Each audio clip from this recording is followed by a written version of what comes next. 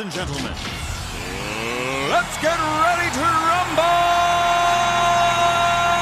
Get ready to rumble! Pump up the jig, yo, pump it up, yo, pump it. Welcome to the Pat White Show. Way back in 1997, it was March 17th, I was asked to take a step into a zone I'd never stepped into. That was to be a full-time host on a 50,000 watt radio station, better known as WOWO in Fort Wayne, Indiana. They had just acquired the rights to a great broadcaster himself, Rush Limbaugh, who'd been on another station in our market, and suddenly our station got him, and they were about to put him on the air. Well, I had worked at WOWO from the early 90s and part-time, just doing a talk show thing on the weekends, and that's pretty much what I did. And suddenly, when that March date rolled around, they said to me, hey, we got Limbaugh. You want to host the show? And I went, whoa. And I frankly didn't know what the heck I was doing. And when you're working in a studio, you have to have a producer. And suddenly this young lady walks in. And I'll be honest, I didn't know who the hell she was. Although she'd been at WOWO longer than God but she ultimately became my producer. And I'm honored today to be able to talk to the first person I wanted to talk to when I got a chance to interview with someone, the lady herself, better known as the Queen, the lovely and talented Queen Diane. How was that for an opening? That is awesome. And just to let you know, up until our last show, I still questioned if you knew what you were doing. Well, and that's a very valuable question because I still don't really know. Now, we got to talk about this. Way back in the days when WOWO was downtown, yeah, and I came in 1992. Gary No invited me to come in. You were there, and you had been at the station for a long time, and you kind of came out of college and you started at Purdue. So how'd you get into WOWO? Actually, I hadn't been there that long. I got into WOWO. I graduated from Homestead in 90, and I was over at IPFW then, and as a communications degree. And I was planning on switching over to Purdue because my degree was from Purdue, but we needed an internship. And all honestly, WOWO was not on the radar for my internship whatsoever. I actually went over to WAJI because their morning team is actually, I blame him to this day, Mark Evans, for me getting into radio because I thought it was the coolest thing in the world looking for like the biggest pothole in Fort Wayne or anything like that. But they already had their intern quotas. So I'm like walking downtown, like all disappointed. And I look over there to the corner there at Wayne Street and Harrison and look at WOWO. And I'm like, oh my God, the oldie moldy station. Because that time it was still music. Yes, it was. I went over there, and even though they already had a promotions intern for which I didn't even know what promotions were, but I took it because they already had one, but they thought they'd need another. And at that time, WOWO was really involved in the community. I mean, really, their promotions department was a full-time person, a part-time person, and 2 interns on the go constantly. So I said, sure. And from there on, I'll never forget the gal who used to do the traffic there said, whatever you do, learn everything you can in the radio world. And I went with that, and I became working as an intern. I was asked to come back again. The other intern was not.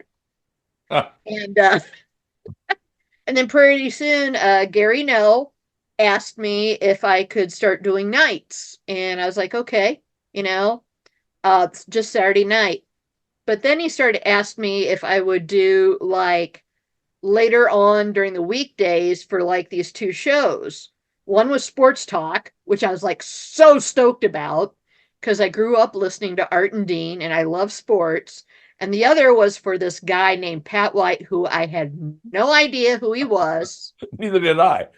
And when I'm sitting there in the studio our first couple times, I'm thinking, God, what a know-it-all. And I actually watched the clock during the show. But then I started to get you.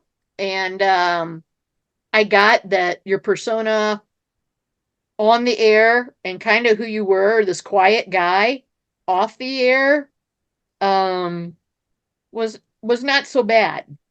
And so when they did the whole talk change about format, I had graduated from college at that point. They hired me in full time as working in promotions, but then also they asked me to run the board in the afternoon because at that point stuff wasn't automated. So they needed someone to hit the commercial buttons.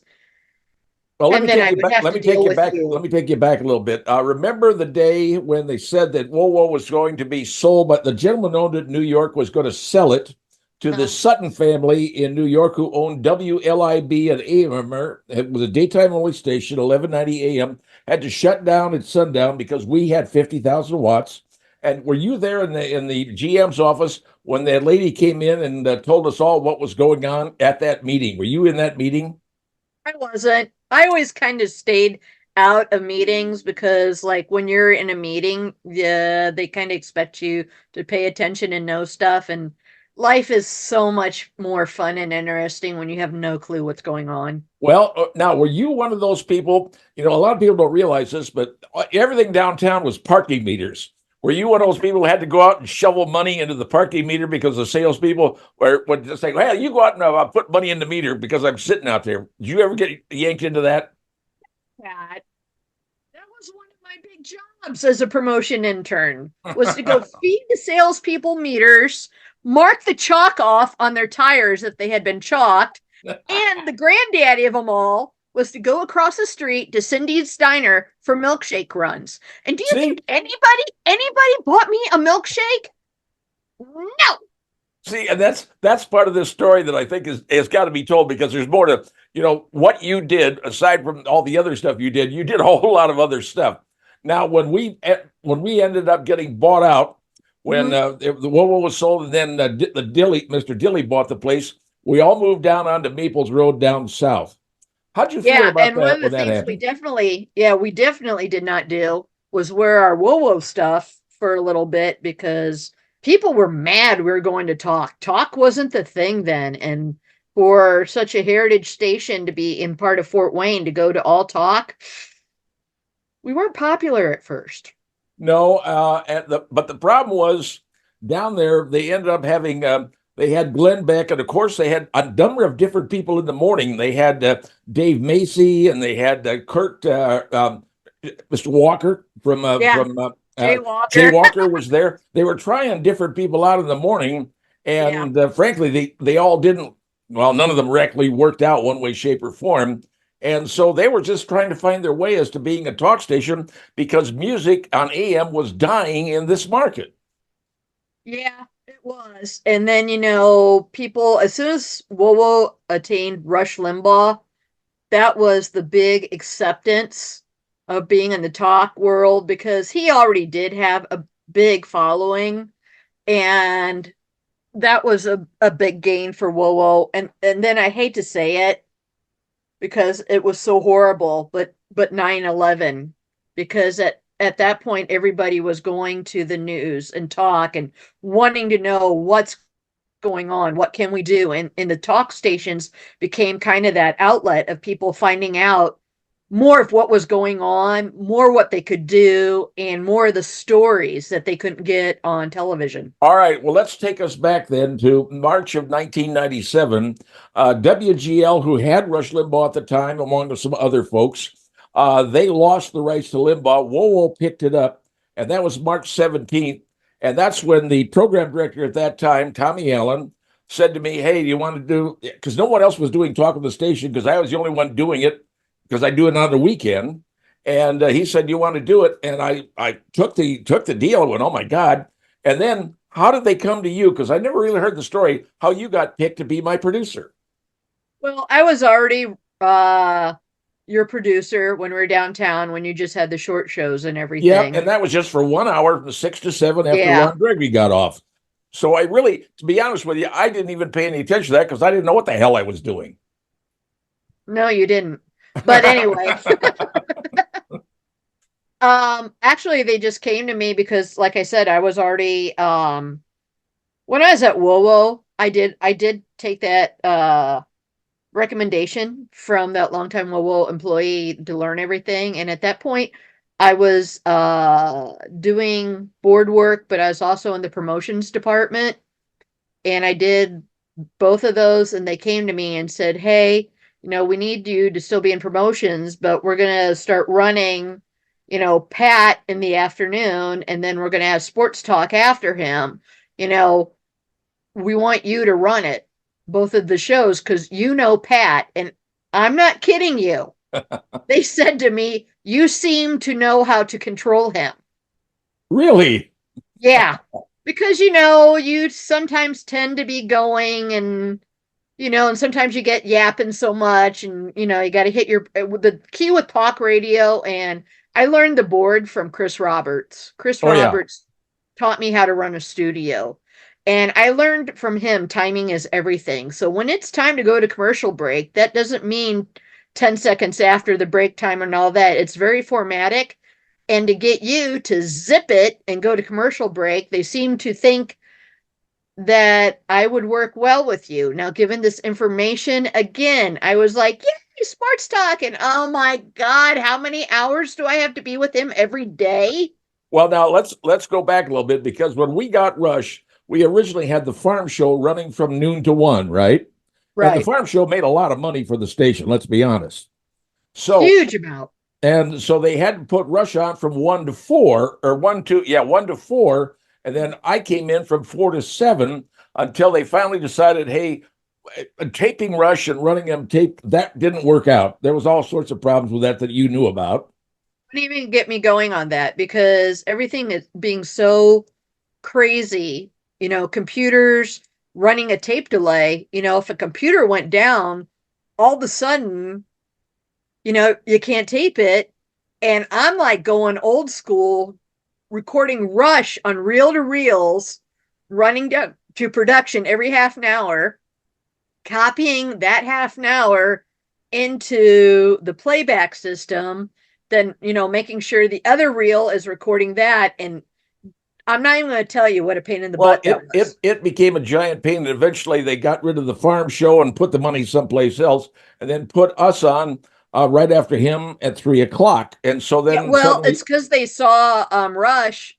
Even though the farm brought in a lot of revenue, a lot of that revenue also came from the morning when the farmers listen. Oh yeah, And everything that the noon news farm information show, while it brought in money, moving Rush to noon was going to be a lot more money. well, it was easy. It was easier for people in the production department. The work that you were doing, and we weren't retaping it and waiting for everything to get done. So ultimately, we went back to 3 to 6, and then it was just you and I.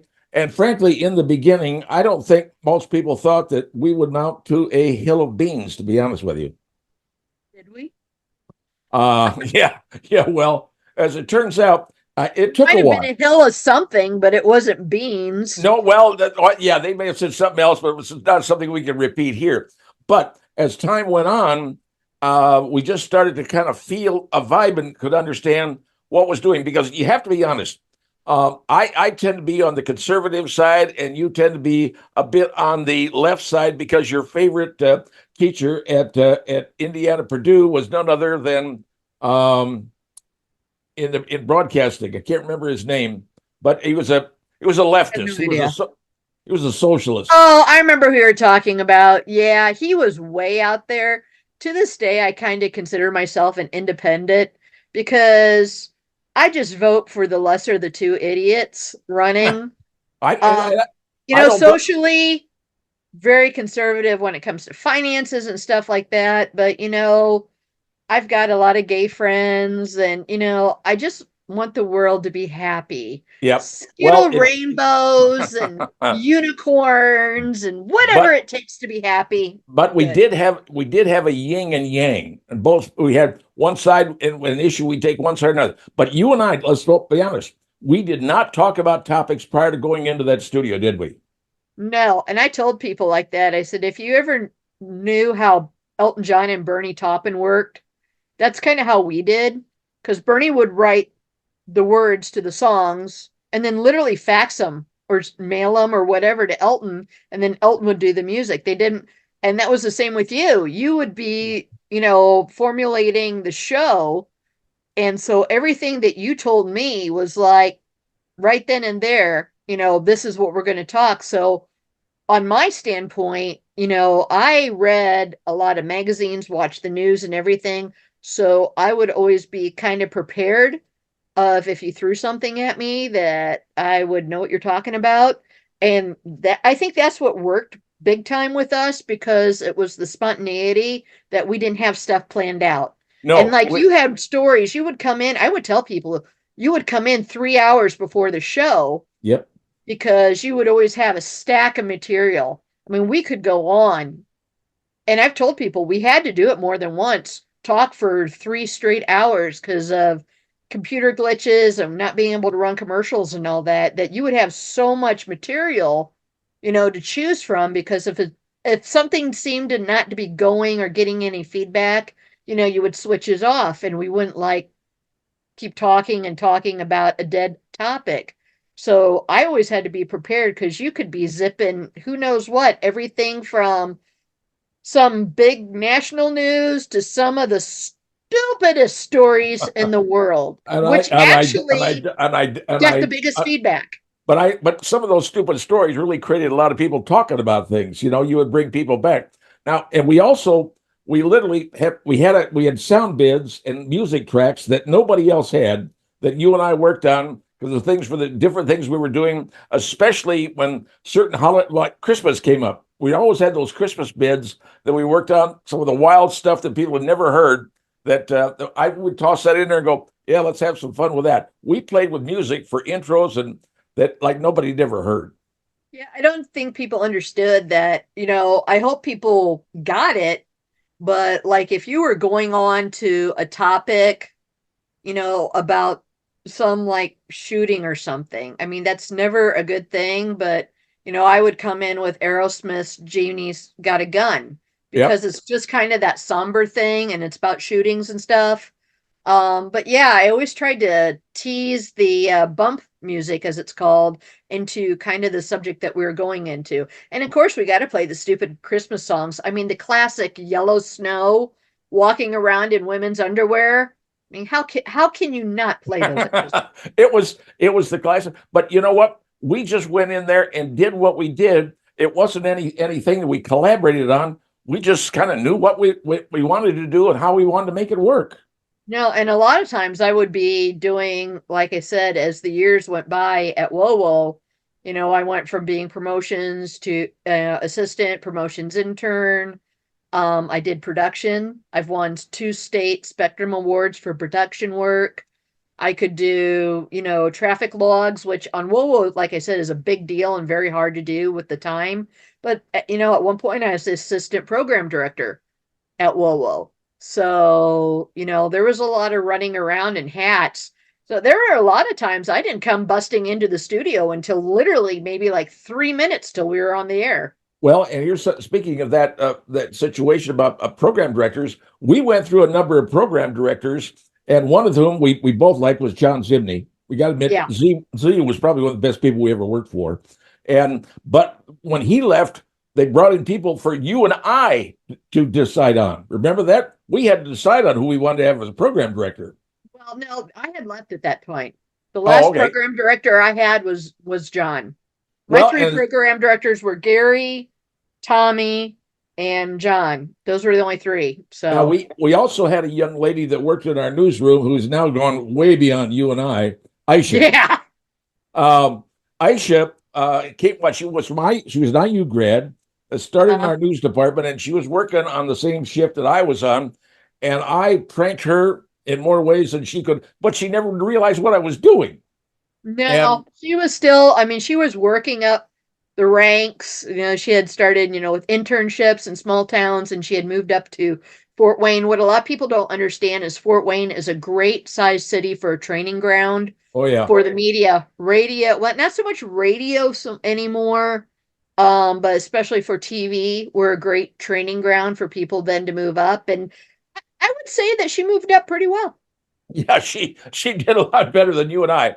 Yeah, and you brought something up earlier. One of the things that I think transgressed that made WOWO what WOWO then ultimately became was 9/11 when that happened.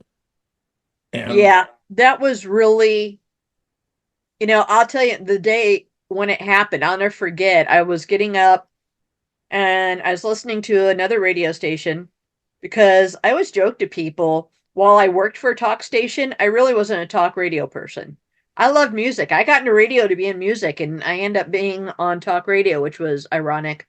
But I heard a station say, we just got news in that a plane hit the World Trade Center. And immediately in my mind, I'm thinking, oh my God, one of those like choppers or tour planes that yep, go yep. around. And Most then I people was in did. my car. And then, it became, oh my God, it was a passenger plane, Yep. you know? And then you're listening to it. And, I didn't come in till later on in the day. And when the second one hit, I called into work. I'm like, do you need me to come in? What do you need me to do? And they're like, the newsroom's taking care of it right now, but stand by. And at that time, I was working for you with your magazine as a photographer. And Yep. I'll never forget when the tower collapsed. I was out on DuPont Road and I just pulled over, and it was Peter Jennings saying, the tower has collapsed. And I was like, oh my God. And I just immediately went to the station. And I think a lot of us did, thinking, what could we do and all that? But we just let, the national news run. But it was just that shocking day. And then when we had to go back on the air, just like Letterman and everybody else, it was our job to go back on the air. But God, what did you say? That was such a hard show. When you and I went back on, we hit at 3 o'clock and hit the break at 3 and went in.